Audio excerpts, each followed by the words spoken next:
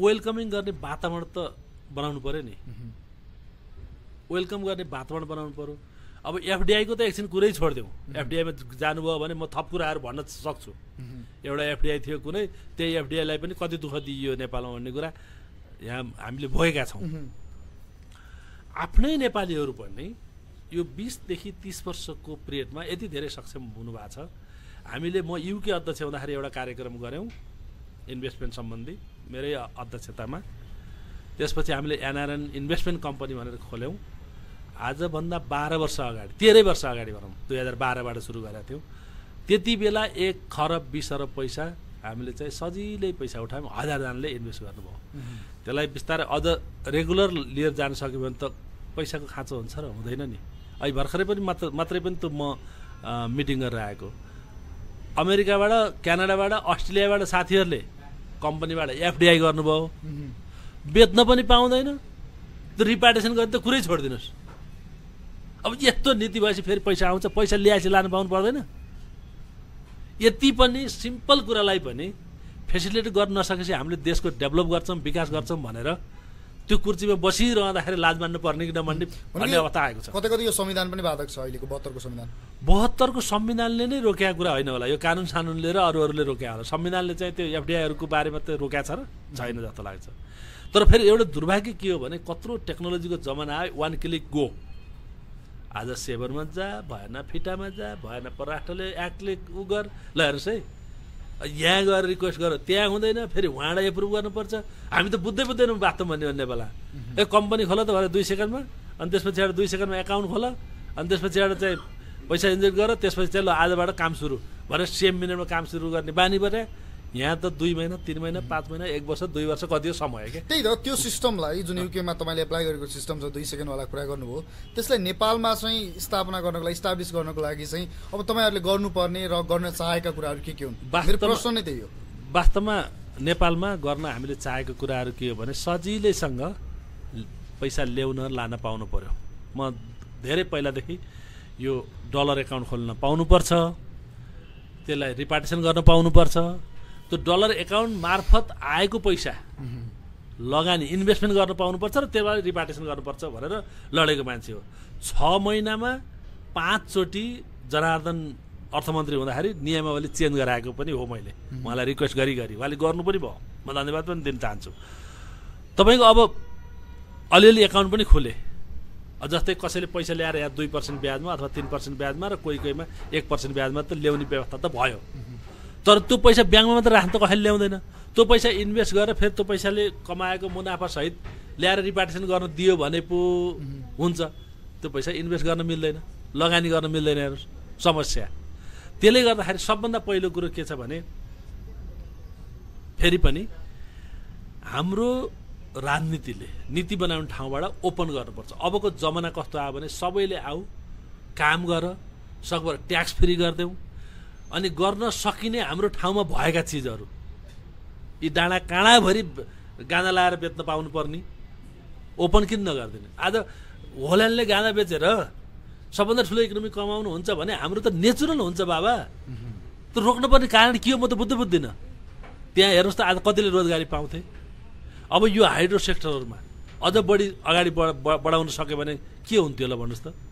अब कति विद्युत चाहिएको छ अहिले पनि, अझै पनि त्यहाँ पनि कति समस्याहरू छन्। राम्रोसँग पिपिए गर्नै पाइँदैन, के बनका भन्छन्। उहाँ अहिले अदालतले एउटा चाहिँ फैसला गरेर चाहिँ के अरे यो कन्जर्भेसन एरिया भनेर चाहिँ डिसिजन गरिदिएको छ। यो आडल्स बनाएर देशलाई सधैँ अनस्टेबल राख्ने कुनै शक्तिले चाहिँ अनस्टेबल राखिरहेको छ भन्ने मलाई लाग्छ। त्यसले गर्दाखेरि सबै कुराको ओपन हुनु पर्यो, पैसा आउने कुरा, जाने कुरा। फेरि म त के भन्ने लाइनमा छु भने हाम्रो जस्तो देशले यस्तो भनेर होइन, रातो सेतो पहेँलो कालो हरियो सबै ल्याओस्, फ्याक्ट्री खोलोस्, यहाँ चाहिँ काम गरोस्, त्यसपछि ट्याक्स तिरोस्। त्यति बेला आज म बस्ने देशमा गोर्खाहरूले कति धन सम्पत्ति बेचेर त्यहाँ लिएर गएका छन् नि, कति रुपियाँ ट्रान्सफर भएको छ र ब्याङ्कमा। त्यो त इलिगलै गयो हो नि भन्नु मलाई हिचकिचाट छैन। किन आँखाचिम्मा गरिरहेको छ? इकोनोमिक आइरहेको छ। अमेरिका गएको छैन, अस्ट्रेलिया कति पैसा गएको छ। त्यसले गर्दाखेरि चाहिँ हाम्रो जस्तो डेभलपिङ कन्ट्रीले अलिक ओपन नीति बनाउनु पर्यो। सबै कुरा गर्न पाउने गरी ओपन खोलिदियो भने त्यसपछि चाहिँ नि विकास गर्नलाई कुनै गाह्रै छैन। फेरि पनि आएर कहाँबाट अल्झिन्छ भने यो विभिन्न किसिमका हडल्सहरूले गर्दाखेरि चाहिँ इन्करेजिङ छैन, वेलकमिङ छैन। त्यो कुराको वातावरण बनाउनु पर्यो। हामीले लबिङ गरेकै छौँ। हेर्नुहोस्, म अर्को एउटा तपाईँलाई उदाहरण पनि भन्छु। 2019 साल चैतको 8 गते हो, विदेशमा रहेका नेपालीहरूलाई यो सामाजिक सुरक्षा कोषमा आबद्धता गर्नुपर्छ भनेर हामीले पहल गऱ्यौँ। म एनआनको अध्यक्ष हुँदाखेरि झन्डै 42वटा मिटिङ गऱ्यौँ। श्रम सचिवज्यूलाई लगेर त हामीले भर्खर रिटायर हुनुभयो उहाँ मुख्य सचिवबाट, उहाँलाई लगेर हामीले चाहिँ एकनारायण अर्यालज्यू उहाँलाई लगेर हामीले युरोपमा चाहिँ प्रमुख अतिथि नै बनायौँ। सचिवलाई नै मन्त्री लगेर थाइल्यान्डमा प्रमुख अतिथि बनाएर यो विदेशमा रहेका नेपालीहरूलाई सामाजिक सुरक्षा कोषमा आबद्धता गऱ्यौँ भने ठुलो सङ्ख्यामा आबद्धता हुन्छ, धेरै पैसा जम्मा हुन्छ। त्यो पैसाले नेपालको विकास गर्न प्रशस्तै हुन्छ। अहिले नेपालबाट सामाजिक सुरक्षा कोषमा जम्मा 6 लाख नेपालीहरू आबद्धता हुनुभएको छ भने विदेशबाट 20 लाख आबद्धता हुनुभएको छ। पैसा कति छ भनेर सोध्नुभयो भने 1 खरब 30 अरबभन्दा बढी पैसा त्यहाँ जम्मा भएको छ। अब त्यसलाई परिचालन गर्नु पर्यो, त्यसलाई इन्भेस्टमेन्ट गर्नु पर्यो। त्यसले बाटोघाटो बनाउने हो कि टोल चार्ज दिने हो कि त्यो कहीँ लगानी गर्ने हो कि त्यसलाई त बढुवा दिनु पर्यो, देश विकासमा लगाउनु पर्यो नि। त्यो पैसा त्यहाँ राखेर हुन्छ? त्यो कुरा सरकारले सोध्नु पर्यो क्या। हामीले पोलिसी लिएर आयौँ, अझ हामीले त 13वटा कन्ट्रीमा यस्तो यस्तो तरिकाले चाहिँ यो सामाजिक सुरक्षा कोषलाई प्रयोग गरेका छ है भनेर पनि हामीले बुझाएका छौँ। तर सरकार त्यतातिर ध्यान दिएको छैन। हामी बेला बेला सोद्धाखेरि गर्ने हो कहिले गर्ने हो? एनआरएनहरूलाई चाहिँ सरकारले कस्तो व्यवहार गरिरहेछ? होइन, एनआरएनलाई राम्रोसँग व्यवहार गरिरहेछ। त्यसमा त अब हाम्रो पनि केही कमजोरीहरू छन्। तर पनि के भयो भने इट्स सेल्फ देशको आफ्नै परिस्थितिले जुन एनआरएनलाई राम्रो व्यवहार गर्दै पनि एनआरएनहरूले गर्न सक्ने कामहरू पनि गर्न सकिरहेको अवस्था छैन। त्यही त, यसमा तपाईँहरू चुकिरहनु भएको छ कि सरकार पक्ष या नीति निर्माण पक्ष चुकिरहेछ? केही हाम्रा आफ्ना मतभेदले गर्दा हामी चुकेका छौँ। तर होलिस्टिकमा यो इन्भेस्टमेन्ट ल्याउने कुराहरूदेखि लिएर पर्सनल रूपमा, इन्डिभिजुअल रूपमा, अनि त्यसपछि गएर ग्रुपमा, होइन, सामूहिक रूपमा जुन इन्भेस्टमेन्ट ल्याउने कुराहरू, नेपालसँग जोड्ने कुराहरूमा अहिले एनआरएन चुकेको छैन। हेर्नुहोस्, धेरै इन्भेस्टमेन्ट नराखेको छ। मैले यति पैसा ल्याएँ, यहाँ लगाएँ भनेर भन्दै नहिँडे पनि आज ठुला हस्पिटल हेर्नुहोस्, ठुला के अरे होटल हेर्नुहोस्, हाइड्रो सेक्टरमा हेर्नुहोस्, होइन, विभिन्न सेक्टरमा, ब्याङ्कमा हेर्नुभयो, इत्यादिमा हेर्नुभयो भने राम्रो स्टेक गइरहेको नेपालीहरूको छ। तर पनि के भने अझ जुन तरिकाले हुनुपर्थ्यो, जुन तरिकाले इन्भल्भ गर्नु पर्थ्यो, त्यो तरिकाको वेलकम भएको छैन। त्यसको एउटा मात्रै कारण छ क्या, त्यो कागज छ नि, कागज खोस्टो। कुन खोस्टाले हो त नि त्यहाँ ल्याप्चे लाउने? त्यो गइरहेपछि नेपाली नागरिकताको खोस्टो म पहिले ल्याउने मलाई पीडा छ क्या। त्यो खोस्टोले काम गर्नै पाउँदैन त। त्यसलाई काम गर्ने बनाउनु पनि नसकेपछि के हुन्छ? समस्या यहीँनिर भएको छ। यो समस्यालाई छिटोभन्दा छिटो नेपाल सरकारले खुला गरोस् र यो देशको विकास गर्न बाहिर रहेका आफ्ना डायस्पोरामा रहेका नेपाली जनतालाई सदुपयोग गरोस्। मेरो यो 10 मिनट जोडेर के को बिजनेस गर्नु भएको छ बेलायतमा अहिले? बेलायतमा मेरो अलिकति रियल इस्टेट र हस्पिटालिटी नै हो। रियल इस्टेटमा अलिक कमै छ र हस्पिटालिटी यो लन्डनभित्र रेस्टुरेन्ट व्यवसायहरू 10वटा रेस्टुरेन्टहरू छन्। 2टा ब्रान्डमा, एउटा होलिकाउ, एउटा डोनर केप भनेर 2टा ब्रान्डमा चाहिँ हामीले चाहिँ रेस्टुरेन्ट व्यवसाय नै हो मेनली। 20 वर्षदेखि त्यो होलिकाउ मेन बिजनेस त्यही नै हो मेरो फर्स्ट। भनेको 10वटा? हजुर। हिजो बेलायत गएर भाँडा माझेदेखि आज 10वटा रेस्टुरेन्टको मालिक बन्दै गर्दाको अवस्थासम्म कुलाचार्यले कमाएको सबैभन्दा सर्वाधिक ठुलो कुरा के हो? सिकेँ मैले, केही कुरा सिक्नुभयो। जति पनि नेपाली जनता देश तथा विदेशमा छरिएर रहनु भएको छ, उहाँहरूलाई के भन्न चाहनुहुन्छ जो आज भर्खर मात्र विदेश जानुभएको छ, जुन तपाईँ जस्तै ठुलो सपना बोकेर जसरी तपाईँ जानुभएको थियो त्यसरी नै विदेश गएका साथीहरू आज उही भाँडा माझेको कुरा गर्नुभयो, भाँडा माझ्ने, टोयलेट सफा गर्ने, बेड मेकिङ गर्ने यो काम गरिरहनु भएको छ र एकदमै पीडित बनिरहनु भएको छ, एकदमै रोइ कराइ गरिरहनु भएको छ। नेपालै फर्किन पाए हुन्थ्यो, गाह्रो भयो भनिरहनु भएको छ, छटपटाइरहनु भएको छ। उनीहरूलाई चाहिँ सुझाव के दिनुहुन्छ? सकभर त म के भन्छु भने फेरि आफू गयो अरूलाई जान नजा भनेर भन्यो भन्ने चाहिँ पर्ला, त्यो म भन्न चाहन्न। सकभर अझ अपर्च्युनिटी नेपालमा छ। नेपालमै केही गर्ने प्रयास गर्नुहोस्। युथ भाइ बहिनीहरू म धेरैलाई काम लगाएको छु। अहिले साह्रै यङ उमेरका ब्याचलर पढ्ने 18, 19, 20 वर्षका भाइ बहिनीहरू अनमेच्योर्ड हुनुहुन्छ।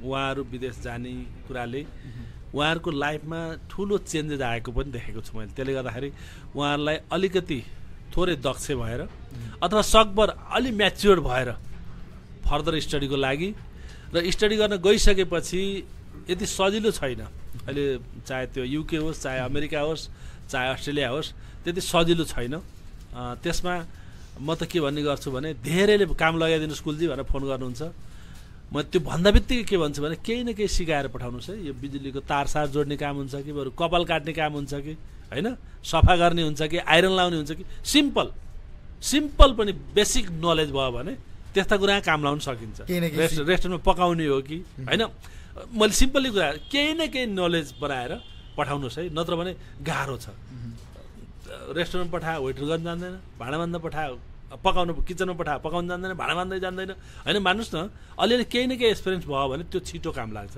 कपाल काट्न जाने भने मैले भने नि म काम लगाउने क्रममा मैले कार वासमा समेत लगेर नेपाली भाइ बहिनीहरूलाई काम लगाएको छु हात ह्यान्ड वास हुन्छ नि त्यो कार वास त्यस्तोमा लगेर काम लगाएको छु कपाल काट्ने ठाउँ जहाँ कपाल काट्न जान्छु म त्यहाँ एक काम दिएर तेरोमा छैन सिकाइन 2 हप्ता भनेर भनेको छु अब यस्तो अवस्था यो एकदमै जुन नयाँ जाने भाइ बहिनीहरू हुनुहुन्छ उहाँहरूले केही न केही सानो कुराहरू सिकेर जानुहोस् भनेर भन्न चाहन्छु र दोस्रो कुरा के छ भने अब यो अहिले ग्लोबलाइजेसन भइसकेपछि धेरै बाहिर जाने क्रम नेपालबाट अत्यन्त बढेको छ यो क्रमले चाहिँ नेपाललाई नै एउटा दुर्भाग्यको शक्ति भनेको पुँजी भनेको त युवा जमात हो नि त आज किन अमेरिकाले संसारका युवा तानिरहेछ बेलायतले किन तानिरहेछ अस्ट्रेलियाले किन तानिरहेछ भने त्यो नै पुँजी हो क्या त्यो पुँजी लगेर उनीहरू सदुपयोग गरिरहेछ तर हामीले त्यो पुँजी सकभर यही नै सदुपयोग गर्नुपर्छ यो नेपालमै सदुपयोग गर्नुपर्छ भन्ने मलाई लाग्छ र दोस्रो कुरा के हो भने अब गर्दै गर्दाखेरि चाहिँ धेरै राम्रो गर्ने पनि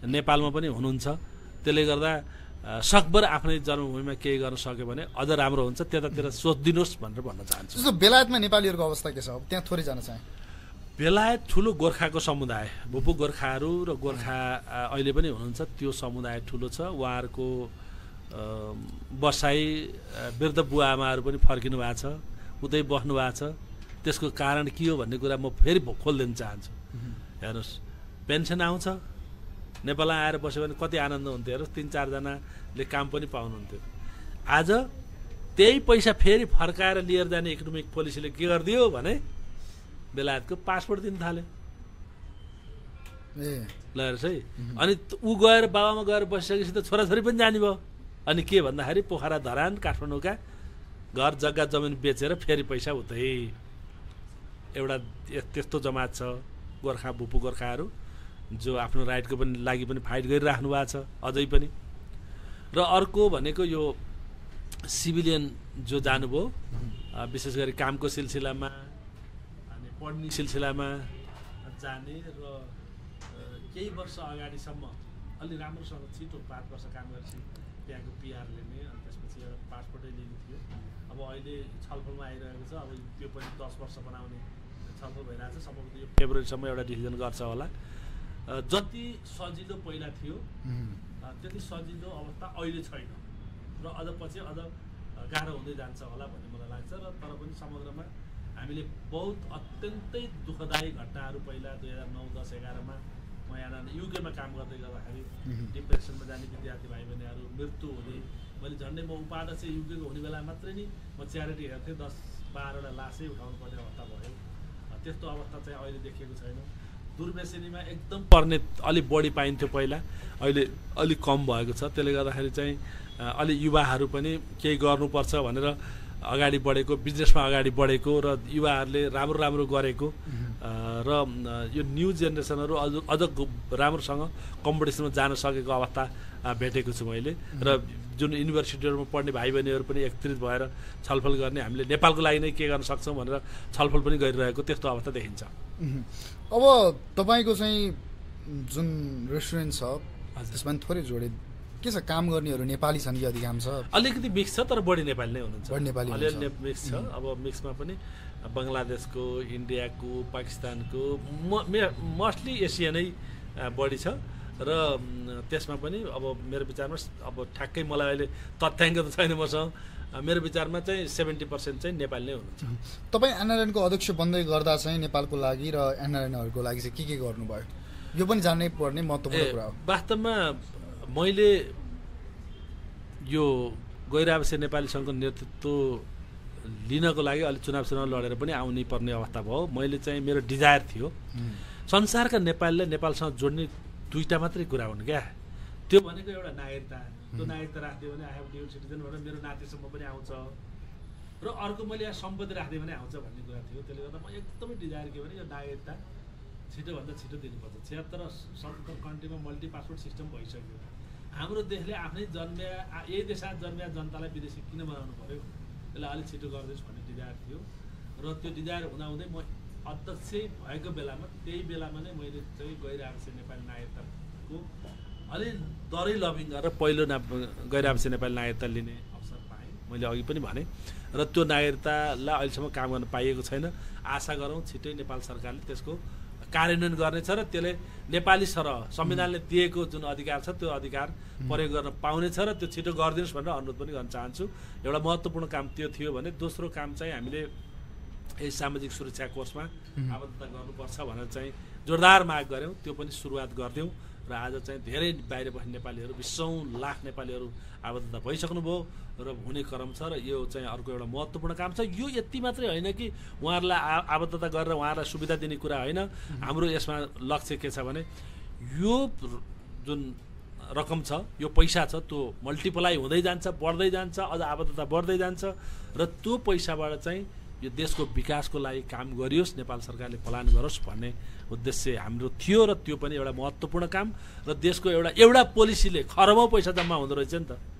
त्यो पनि 2 वर्ष 2.5 वर्षभन्दा बढी भएको छैन भनेपछि यस्ता अरू पोलिसीहरू पनि हामीले विदेशमा सिकेका लिएर आउन सक्यौँ भने कति हुन्छ भन्ने मलाई लाग्छ। र त्यति बेला यो तपाईँहरूले देख्नुभयो होला नीति तथा कार्यक्रममा बजेटमा पनि यो विदेशीहरूले पनि अपार्टमेन्ट किन्न पाउने होइन, अनि त्यसपछि इनिसियल सेयरमा एनआरएलले 10% राख्न पाउने आदि इत्यादि कुराहरूमा म त मुख्य सचिवज्यूको घरभित्रै गएर यो कुराहरू हुनुपर्छ भनेर लबिङ गरेर त्यसरी पनि गरेका थियौँ। अहिले अब त्यो कार्यान्वयन हुन सकेन, यद्यपि बजेटमा नै आयो, नीति तथा कार्यक्रममा नै आयो।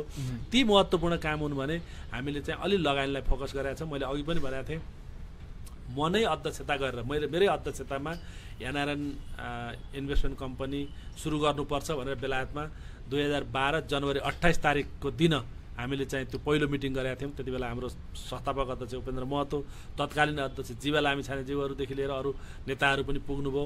हामीले त्यही दिन 22 करोड पैसा उठायौँ, त्यसपछि लगानी गऱ्यौँ। अहिले त्यसको कम्पनीको राम्रै स्थिति छ। पछि 19 तारिक चाहिँ त्यसको एजिएम पनि छ। 40% त अहिले त्यसले बोनस सेयर दिन लागेको छ त्यो कम्पनीले। यो यस्ता कार्यहरू पनि हामीले यति मात्रै होइन, अरू ग्रुपमा इन्डिभिजुअल रूपमा सानीमा ग्रुपदेखि लिएर यता हाम्रो यो केसी ग्रुपहरूसँग अरू लगानीलाई जोड्ने काम अहिलेसम्म पनि गरिरहेछौँ। वर्षमा 1-2टा कामहरू गरेर पनि सानोतिनो कामहरूमा हामी जोडिने प्रयास पनि गरिरहेको छु। त्यसले गर्दाखेरि एनआरएन भनेको फेरि पनि त्यही हो, ब्रिजको काम गरेर बाहिर रहेका नेपालीहरूलाई नेपालसँग जोड्ने काम गर्ने काममा लागिएको छ। तर यो देशले चिन्नु पर्यो र जान्नु पर्यो र देशले छिटोभन्दा छिटो तिनलाई जोड दिने काम गर्नु पर्यो। जस्तो तपाईँले भन्दै गर्दाखेरि चाहिँ बेलायतमा छुट्टै नेपाल छ, अमेरिकामा छुट्टै नेपाल छ होइन, कोरियामा छुट्टै नेपाल छ, लगायत जर्मनमा जताततै विश्वभरिमा छुट्टै नेपालीहरूको वासस्थान भएको एउटा ठाउँ छ। तिनीहरूलाई चाहिँ ग्लोबल्ली कनेक्ट गर्नको लागि चाहिँ एनआरएन भन्ने संस्थाले काम गर्छ। यो तपाईँले भन्नुभयो। यो काम गर्दाखेरि पनि जस्तो कतिपय अवस्थामा समस्या आइरहेको हुन्छ कि कुनै देशमा चाहिँ आत्महत्या गरेर मर्नु परेको अवस्था, त्यहाँ जागिर नपाएको अवस्था होइन। जस्तो जापानकै कुरा गर्ने हो भने पछिल्लो समय धेरै नेपालीहरूले चाहिँ आफ्नो शरीर त्याग गर्नु परेको, आत्महत्या गरेर झुन्डिएर मर्नु परेको अवस्था।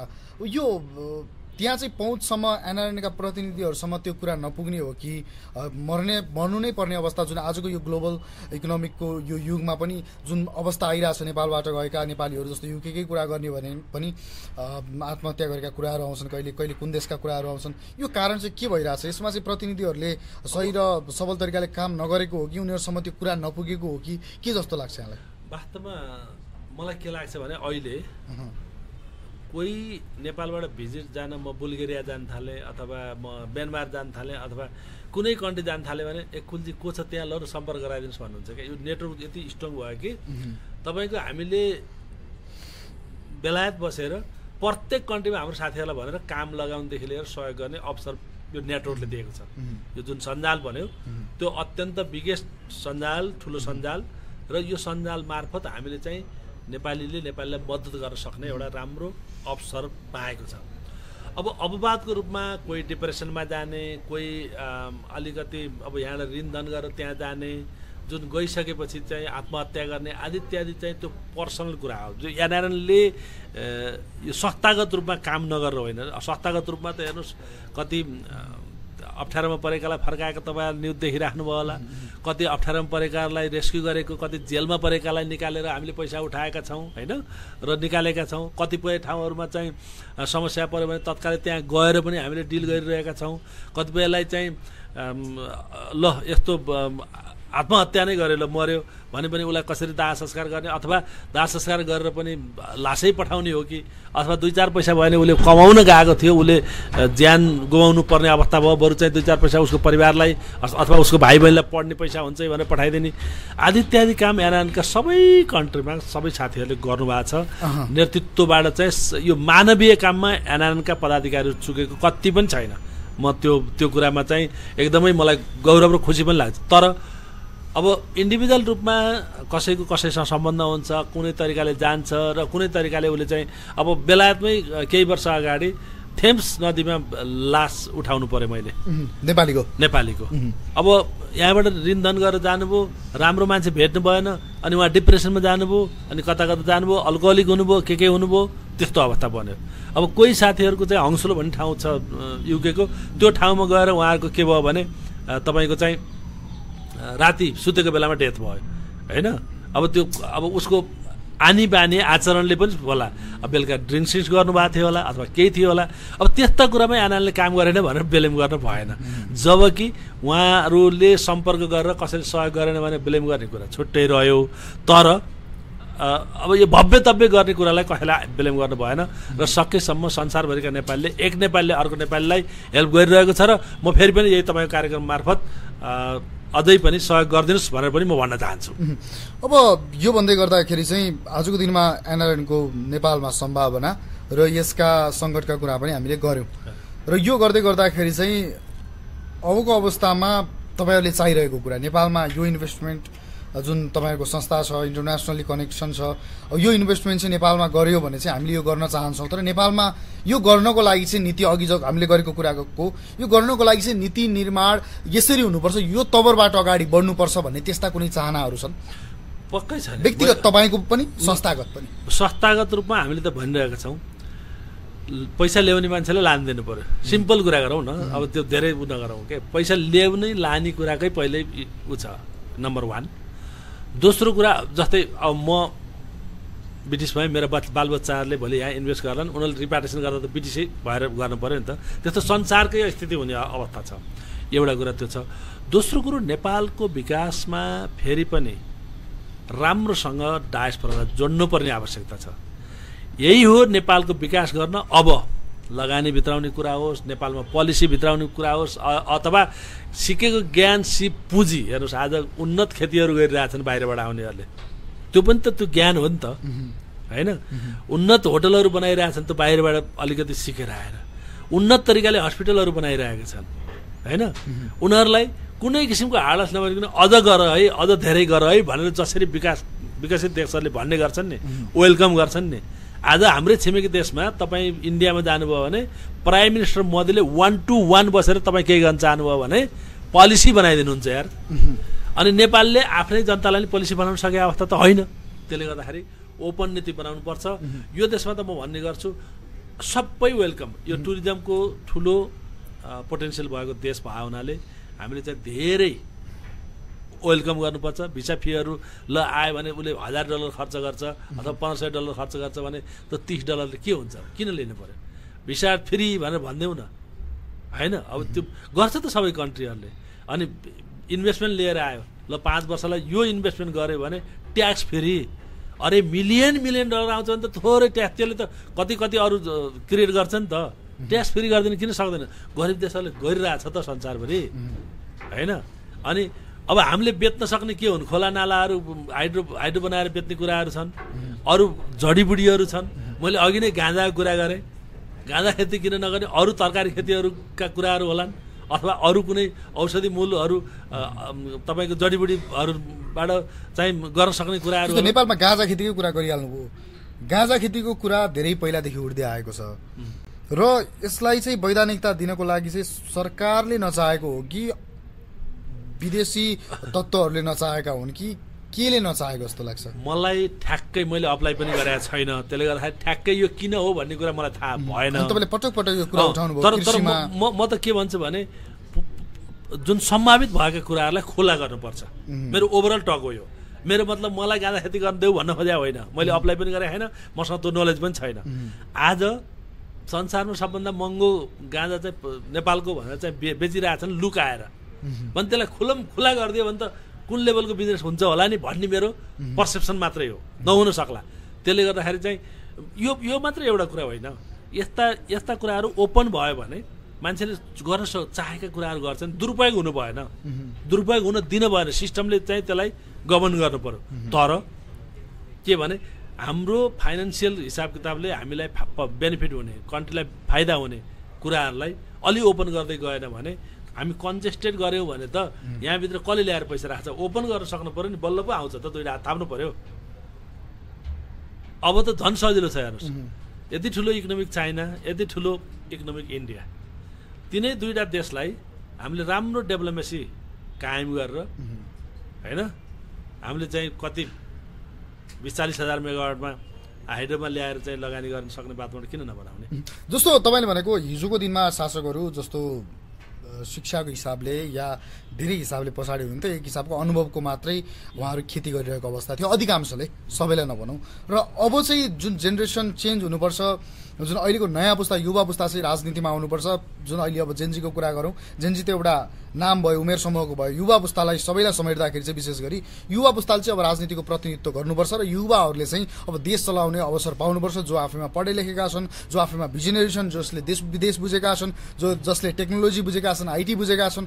र आजको दिनमा चाहिँ एउटा ल्यापटपबाटै काम गरेर 3 लाख 4 लाखसम्म एक महिनामा कमाउन सकिन्छ भन्ने कुरासम्म आउँदै गर्दाखेरि चाहिँ अब युवाले राजनीति गर्नुपर्छ र युवाको हातमा शासकीय सत्ताको स्वरूप आउनुपर्छ भन्ने आजको मुख्य चर्चाको विषय छ। र पुराना नेताहरूले चाहिँ पछाडि बसेर संरक्षकको भूमिका निर्वाह गर्ने, आफ्नो अनुभवलाई चाहिँ सेयर गर्ने र सबै नयाँ मात्रै भनेको नि होइन, अधिकांश नयाँ युवाहरू चाहिँ अगाडि आएर चाहिँ राजनीतिक फ्लोरमा काम गर्नुपर्छ भन्ने जुन कुराहरू आइरहेको छ, यसमा चाहिँ तपाईँको भनाइ के छ? Absolutely right.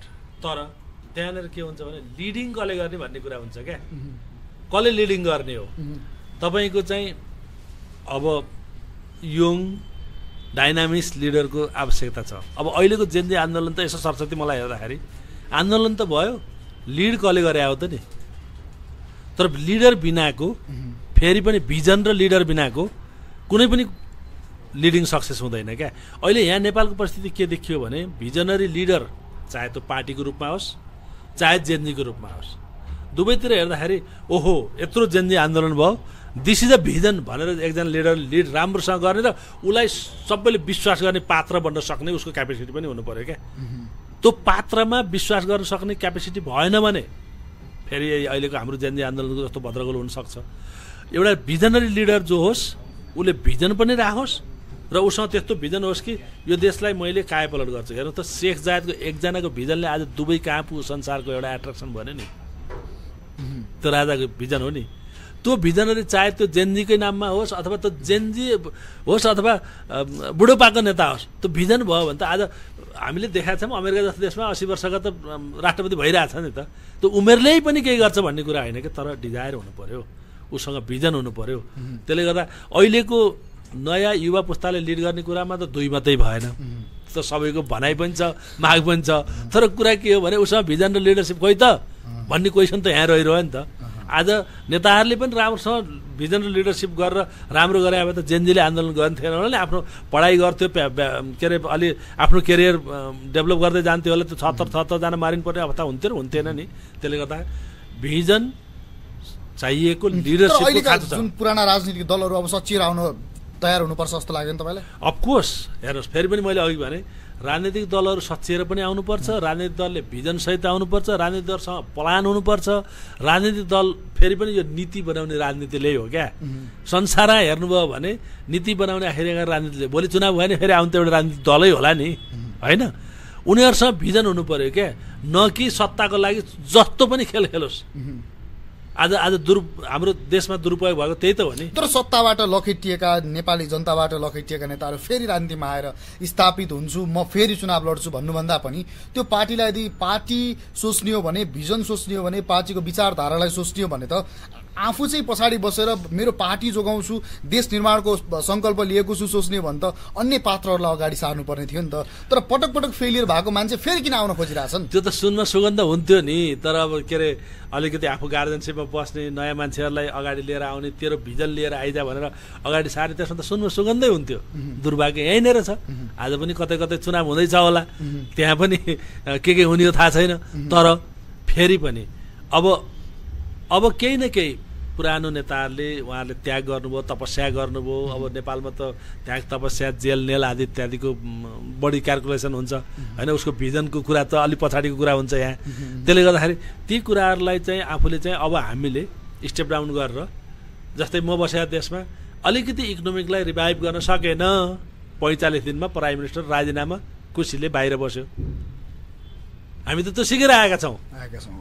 अब यहाँ त के अरे जीवनभरि नै बस्ने कुरा चाहिँ त्यति योग्य होइन। त्यसलाई चाहिँ अब बुझ्नुपर्ने हो। तर पनि अब अहिले मैले कम्प्लेन गर्दै गरेँ भने पुरानाहरू जानुपर्छ भने भोलि तिनै लिडरसिपमा आउने होला, उनीसँग काम गर्नुपर्छ फेरि। त्यसले गर्दा धेरै कम्प्लेन गर्ने थियो जान्न म। तर पनि भिजनरी युथहरू आउनु पर्यो। तर यही कम्प्लेन गर्न नसक्ने नि देश बिग्रिया जस्तो लाग्दैन तपाईँलाई? होइन, कम्प्लेन गर्ने पनि यस्तो अवस्था हुन्छ। बोल्ने कुरा त मैले भनिहालेँ नि अघि। यस्तो अवस्थामा कम्प्लेन हुन्छ कि यो भएन, नेपाल फेलियर भयो, एनआनको हिसाब किताबमा म भन्दाखेरि त देशै कन्ट्री नै फेलियर भयो भनेर त अघि मैले भनिसकेँ त। यस्तो राजनीति होइन, लाजनीति भयो। जसले कि नागरिकता बढाएर 2 वर्षसम्म 2.5 वर्षसम्म केही काम गर्न नपाउने नागरिकता किन बाँड्ने देश हो यो भनेर, त्योभन्दा मैले के भन्ने? बोल्न डराएको भन्ने कुरा होइन। तर पनि कुरा के हो भने फेरि पनि जनताले विश्वास गरे भने हामीले सबैले विश्वास गर्नै पर्छ र उसले भिजनसहित आउनुपर्छ भन्ने मान्यता हो। र अवश्य पनि तपाईँले भन्न खोजे जस्तो युथ, यङ, डाइनामिक, भिजनसहितको लिडरसिपको नेपाललाई जरुरत छ। जस्तो अब पुराना पार्टीहरू त भइहाले, वैकल्पिक रूपमा आएका रविलामी छाने, बालेन्द्र शाह, जस्तो अहिले हर्क सम्पाङ लगायत अन्य थुप्रै साथीहरू हुनुहुन्छ। उहाँहरूलाई चाहिँ के भन्न चाहनुहुन्छ? कुन रूपमा हेर्नु भएको छ अहिले? उहाँहरूले पनि भिजनसहित आउनुहोस् भन्न चाहन्छु। किनभने हामीले वैकल्पिक भनेर मात्रै भएन, अथवा कसैलाई गाली गरेर एउटालाई गाली गर्ने, कहिले अर्कालाई गाली गर्ने गरेर मात्रै नि भएन। यो देशको डेभलपको लागि अहिलेको सिचुएसन अनुसार हेर्नुहोस् त, जमाना कहाँ पुगे आज। एआई टेक्नोलोजीले खेती गरे, एकजना मान्छे नभइकन हेर्नुहोस् त हाम्रो छिमेकी देश। यस्तो बेलामा यो देशलाई कायापलट गर्नको लागि हामीले चाहिँ नयाँ टेक्नोलोजीलाई एडप्ट गर्दै, अब हाम्रो देशको परिस्थिति के हो त्यसलाई बुझ्दै, यो देशको डेभलप गर्ने फाइनेन्सियल सिचुएसनलाई करेक्ट गर्दै अगाडि लिएर जान सक्ने भिजन हुनु पर्यो क्या। जो आए पनि, बालेनजी आए नि, रविजी आए नि, हर्कजी आए नि, अथवा म त भन्छु पुराना नेता आए नि, जो आए पनि त्यो भिजन भएन भने आखिर यहाँ गएर सत्ताको खिचतानी गर्न आउने सबै त। सत्ताको खिचतानी बन्द गरेर भिजन लिएर आयो भने नेपाली जनताले ट्राई गरिरहेछन्। हिजो माओवादी जनयुद्धबाट आउँदै गर्दा पनि सबभन्दा ठुलो पार्टी बनाएको देश होइन र हाम्रो? बनाएको थियो त। हाम्रो नेपालको विकास नहुनुमा हामी कहाँनिर चुक्यौँ जस्तो? नीति फेल भयो, नीति ओपन भएन, भिजन भएन, भिजनरी लिडरसिप भएन। जस्तो नेपालमा गणतन्त्रको कुरा पनि छ। गणतन्त्र आइसके पछाडिको अवस्थालाई र गणतन्त्रभन्दा पहिलाको अवस्थालाई कसरी हेर्नुहुन्छ? म अस्ति मात्रै वीरगन्जदेखि पोखरा पुगेको थिएँ, अस्ति मात्रै सन्डेको दिनमा। यसो हेऱ्यो फ्याक्ट्रीहरू, राजा महेन्द्र आपालाई पो खोलिरहेको रहेछन्, अहिले बन्द भइरहेछ होइन। अब यसो भन्दै गर्दा म राजावादी पक्कै होइन है। फेरि त भिजनको कुरा मैले बेला बेला गरिरहेको छु नि। फेरि भिजनरी लिडर चाहियो भनिरहेको छु, बुझ्न मन लाग्यो। त्यसले गर्दाखेरि चाहिँ गणतन्त्र इट्स सेल्फ एउटा स्वतन्त्रता, वाक स्वतन्त्रतादेखि लिएर गणतन्त्र भनेको वास्तवमा सबैको एउटा अधिकारको सदुपयोग गर्न सक्ने ब्युटिफुल तन्त्र हो। तर त्यो तन्त्रको पनि सदुपयोग भएन भने, त्यो तन्त्रको सदुपयोग अहिलेसम्म भएको त पाइएको छैन नि। त्यसले गर्दा जनता आज होइन राजतन्त्र पो बरु ठिक हो कि क्या हो भन्ने अवस्था पुग्या हो नि त।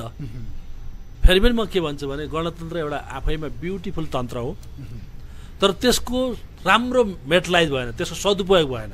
त्यसलाई सदुपयोग गर्नतिर गणतन्त्रवादीहरू नेपाली जनताले काम गर्नुपर्छ, नेताहरूले काम गर्नुपर्छ। भनेको व्यवस्था मात्रै होइन, व्यवहारमा चाहियो, व्यवहार हुनुपर्छ। जस्तो राजा महेन्द्र कुरा गर्नुभयो जो कल कारखाना उद्योगको कुरा एक्ज्याक्टली आजको दिनमा तपाईँको नजरमा चाहिँ त्यो अनुसारको कल कारखाना उद्योगदेखि लिएर जुन भिजन पटक पटक भिजन भनिरहनु भएको छ त्यो देखिएन अहिलेसम्म। मैले ओहो ल है यहाँनिर यस्तो भिजन आयो, यहाँनिर यो देशलाई इकोनोमिक रिफर्म गरिकन देशको विकासमा कायापलट गर्ने यो नेताले चाहिँ गरिहाल्छ है, आखिर गर्ने नेताले हो है। घर घरमा बाटो पुग्यो, गाउँ गाउँमा बाटो पुग्यो, स्कुल पुगे होइन, सिंहदरबार जत्र वडा कार्यालय बनिरहेछन्, विकास होइन त्यो? एकदम राम्रो हो। म 18 वर्ष पुगेपछि गाडी देखाए मान्छे म गाडी चढेर जान्छु, एकदम राम्रो हो। तर अहिले विकास गर्नलाई अझै धेरै हामीले केही समय देखेको दिल्ली हेर्नुहोस्, इन्डिया हेर्नुहोस्, 20 वर्ष अगाडिको हेर्नुहोस्, अहिले 20 वर्ष पछाडिको हेर्नुहोस् न, के हाम्रो छिमेकी राष्ट्रले चाहिँ गर्न सक्ने कुराहरू हाम्रो राष्ट्रलाई केले थेकेर नभएको होइन। मैले भनिहालेँ केही नभएको होइन, भएको छ। बाटा घाटा बिजुलीदेखि लिएर होइन, हामी विदेशमा गएर मोबाइल छोएका थियौँ। अहिले गाउँमा घाँस काट्न जाने बेला मोबाइल जाने टेक्नोलोजीहरूदेखि लिएर होइन, मोबाइलमा गीत बजाउँदै घाँस काट्ने भइरहेछ। तर पनि के हो भने अब त्यतिले मात्रै पुगेन नि त। आज त खेती गर्ने मान्छे नै नचाहिने जमाना आइसके, एआई टेक्नोलोजी युज हुन थाले भनेपछि हामी त समय सान्दर्भिक अगाडि जान नसकेकै हो। जुन तरिकाले अगाडि बढ्नुपर्ने हो त्यो तरिकाले अगाडि जान नसकेकै हो। र हाम्रो यत्रो ठुलो इकोनोमीलाई अलिकति नेपालमा ल्याएर लगानी गरेर हामीलाई पनि तिमीहरूसँग संरक्षण गर्दै लिएर जाऊ है भनेर दुईटा देशलाई कूटनीतिक ब्यालेन्स गरेर हामी अगाडि जान नसकेकै हो। तर यतिका बेरसम्म हामीले नीति निर्माण, नेता, यो देशको संविधान, यो देशको कानुन निर्णयको भविष्य निर्णय गरेका काम यो सबै त चर्चा गऱ्यौँ। तर यहाँनिर कतै नेपाल विकास नहुनुमा या नेपालले जुन किसिमको अग्रगामी छलाङ नमार्नुमा नेपाली जनताहरू नै बढी दोषी हुन् कि जस्तो अवस्था पनि सिर्जना भएको छ। किनभने जुन लिडरहरूबाट देश निर्माण भएन, पटक पटक तिनीहरूलाई नै मन्त्री सांसद बनाएर पठाउने, पटक पटक उनीहरूलाई नै जिताउने जुन यो अवस्था बनिरहेछ, यसमा जनताको दोष चाहिँ कतिको छ? होइन, अब जनतामा अलिकति अज्ञानता हुनसक्छ, त्यो नभएको होइन। किनभने म त एउटा क्लियर कुरा भन्न चाहन्छु, नेपालको सबभन्दा ठुलो इन्डस्ट्री खोज्नुभयो भने केलाई भन्नुहुन्छ तपाईँ? भन्नुहोस् त। पोलिटिक्स। एक्ज्याक्टली। आज सबै मान्छे पोलिटिक्समा इन्भल्भ भएको छ। सबैभन्दा ठुलो व्यापार भनेको राजनीति भएको छ, राजनीति भएको छ। यो बन्द गर्नुपर्छ। पोलिटिक्स गर्ने भनेको हामी बसेका ठाउँमा त्यो काउन्सिलर मेयरहरू बोलाइ राख्छन् क्या, मान्छेको इन्ट्रेस्ट हुनु। उनीहरूले व्यापार गरिरहेछ, कता कामहरू गरिरहेछ होइन, अब आफ्नो लाइनका कामहरू गरिरहेछ। प्राइम मिनिस्टर सिद्धिएपछि उहाँ हार्वर्ड युनिभर्सिटीमा गएर काम गरिरहेछ प्राइम मिनिस्टरले, हेर्नुहोस् त। कोही गएर कुनै युनिभर्सिटीमा काम गरिरहेछ प्राइम मिनिस्टरले। तर हाम्रो समस्या के भयो भने हामी चाहिँ यति धेरै पोलिटिक्समा इन्भल्भ छौँ, बिगेस्ट इन्डस्ट्री इज पोलिटिक्स। यसमा यो पोलिटिक्सले चाहिँ त केही पनि जेनेरेट गरेन, यसले नीति पनि राम्रोसँग बनाउन सकेन। त्यसले गर्दाखेरि चाहिँ यदि धेरै युवाहरू पहिला आफ्नो क्यारियर, म त यो व्यक्तिगत सुझाव के भन्छु भने होइन, पहिला आफ्नो व्यक्तिगत क्यारियर बनाऊ, त्यसपछि बल्ल पोलिटिक्समा जाऊ है। त्यही त आजको हाम्रो टाइटल पनि जेनजी इन्हान्स जेनजी छ। जेनजीहरूलाई कसरी उत्प्रेरित गर्ने, जेनजीहरूलाई कसरी अगाडि बढाउने, जेनजीहरूलाई कसरी राजनीतिमा स्थापित गर्ने, जेनजीहरूलाई जेनजी भन्दै गर्दा एउटा टाइटल हो युवाहरूलाई विशेष गरी कसरी व्यापार व्यवसायमा लाग्ने बनाउने, कसरी आजको जेनजी पुस्ता यानि कि युवा पुस्तालाई चाहिँ विदेश पलायन हुनबाट रोकेर नेपालमै नीति निर्माण, विकास, भाग्य, भविष्य निर्धारण गर्नको लागि चाहिँ काम गराउने भन्ने नै हाम्रो आजको बहस हो। जेनजी पुस्तालाई कसरी इन्हान्स गर्ने, उनीहरूलाई कसरी चम्काउने, राजनीतिमा हरेक क्षेत्रमा कसरी उत्प्रेरणा गर्ने भन्ने हो। तपाईँले देख्ने र अबको युवा पुस्तालाई दिने सुझाव चाहिँ के हो? जो नेपालमै बसेर गर्नुपर्छ, नेपालमा गर्यो भने नेपालमा धेरै कुराहरू छ, बाहिर जानु पर्दैन, नेपालमै बसेर पनि धेरै कुराहरू गर्न सकिन्छ भन्ने कुराहरू एउटा तपाईँले जुन यत्रो बेरसम्म भन्नुभयो, यसको निचोडमा चाहिँ के भन्न चाहनुहुन्छ नेपाली 3 करोड नेपाली जनता र विशेष गरी जेनजी पुस्ताको युवालाई? नेपालले कपी मात्रै गरे पुग्छ दुईटा हाम्रो छिमेकी देशको, राम्रो कपी गर्न सकोस्, चाहे नेताले होस्, चाहे जेनजीले होस्, चाहे त्यो हाम्रो ब्युरोक्राटले होस्। यो म दोहोऱ्याएर भनिरहेको छु, हामीमा समस्या भएको कुरा के हो भने गर्न सक्ने कुराहरूलाई एकदम अप्ठ्यारो बनाएर नगरेर हामी बिग्रिया छौँ। तर बाहिर गएर संसारभरि हेर्नुभयो भने सबभन्दा राम्रो काम गर्नेमा हामी नै पर्छौँ, चाहे त्यो व्यापारको नाममा होस्, चाहे अरू गोर्खाका नाममा होस् अथवा केहीका नाममा होस्, हामी राम्रो काम गर्नेमा पर्छौँ। त्यसले गर्दा म के भन्न चाहन्छु भने फेरि पनि यो नेपाल यो जन्मभूमि हो, मातृभूमि हो। संसारभरिका नेपालीहरूलाई नेपालमा माया गर्नुहोस्, आफ्नो मातृभूमिको माटो बेचेर विदेशी भूमिमा नमिसाइदिनुहोस्।